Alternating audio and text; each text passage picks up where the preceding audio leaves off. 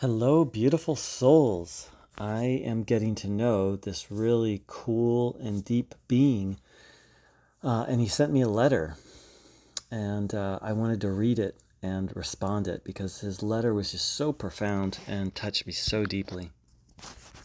It's not very long, don't worry. Here we go. I just wanted to share that I have been through some very dark times. However, they were dark for the time I was going through them until I found at 40 that it was only because of these dark times that I was stretched and expanded and illuminated within limits. Had my life been rosy and fine like most of the people around me, I would have never developed the understanding I have, which is very different to those around me. It has been extremely painful and very frustrating, but no matter how low things have gotten, I kept on being pulled back to Allah. I experienced euphoria through the pain, but oddly not at the time I was going through it, but after, when I reflected and saw that God had always been there. I praised him, I was upset with him, I moved away from religion, but he was never out of my mind, even though it wasn't always a positive dialogue internally, but I was still connected to him in an odd way. I get that same feeling about you. He and I met on a live, and I shared about some of my struggles and suffering. And he writes, I get the same feeling about you and wanted to reach out and to share this.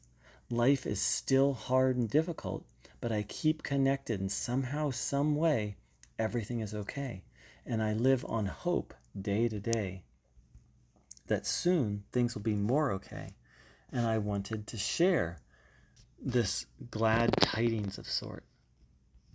It was through pain we are cracked open.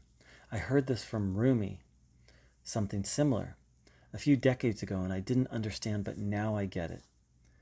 That being through the mill, whatever happens, keep connected with Allah, our Creator. Keep these lines open. Peace be with you, upon you, and all around you.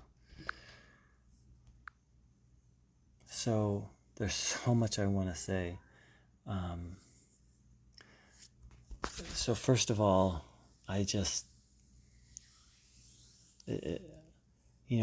have suffered a lot.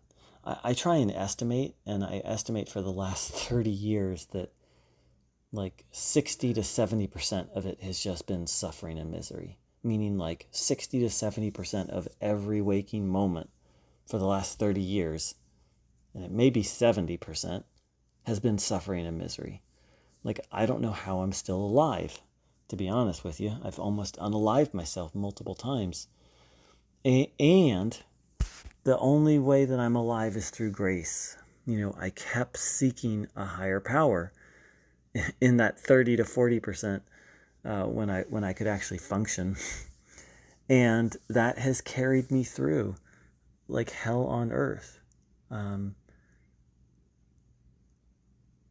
And because of the suffering, this is what I really want to talk about. Because of the suffering,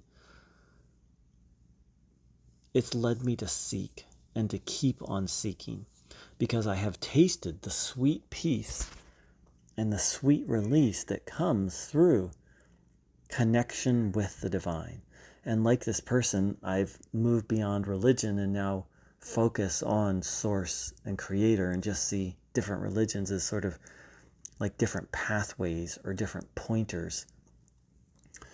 And but because of all the suffering and all the misery, it was hell when I went through it. It was so bad I wanted to unalive myself, and yet it's led me on this profound journey. And I'm not saying like I'm enlightened, or I like how my brother here said it. He said, I've been illuminated within limits. Like, I've experienced illumination. I understand a lot about life. I understand that everything in this world is temporary. I understand how precious the good things are, because, the positive things that would happen to me amidst the misery are just like, oases in the desert. I understand that I'm in agreement with the Buddha that life is fraught with dukkha, dissatisfaction, pain, discomfort, and torment. That's literally one of the defining characteristics of life in a body. You could say material. That doesn't mean life is bad, but because of my experience, I see that's correct. And I also see that the only solution to that problem is a spiritual one.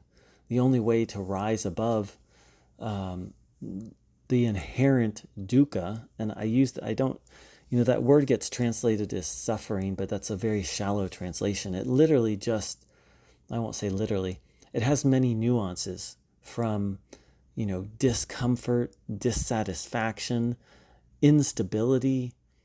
What I've realized is there's no true shelter or harbor in this life because everything's constantly changing. There's all sorts of pain.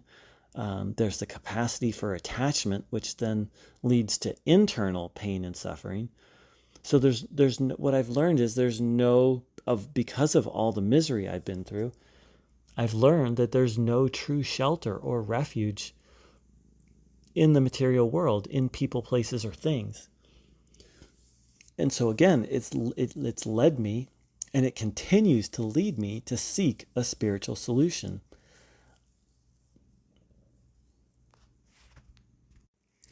And now that I'm starting to mature a little bit, and yes, now I'm starting to see that the divine was with me all along.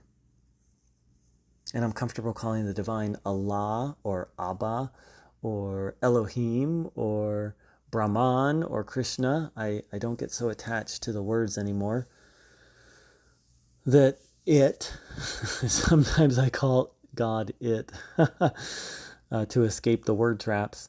That limitless goodness was with me all the time. And that all of this, all the misery I've been through serves a purpose and ultimately was by design. And, like today I'm having a good day. So it's easy to say on a day like today, I wouldn't change any of it. And, it's not like I'm out of the suffering. So there's a high chance I'm going to suffer a lot. It's early in the morning right now, later today or tomorrow. And when I go into suffering, it can last for weeks or months. And because of the illumination, the learning, the wisdom that's happened, I wouldn't change anything. I mean, it's easy to say on a good day. We'll see if I can say that on a bad day.